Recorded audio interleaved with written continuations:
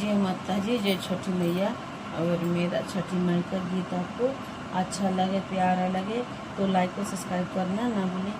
कि करे हुए नानी नानी अखिया, के कर नामी नामी के कर नामी नामी के कर हुए नानी नानी अखिया, के कर नामी नामी के कर नामी नामी के कर पियवा जइए पर देसिया, एकर धनिया रही उदास, के कर मनवा रही उदास, के कर पियवा जइए पर देसिया, के कर मनवा रही उदास,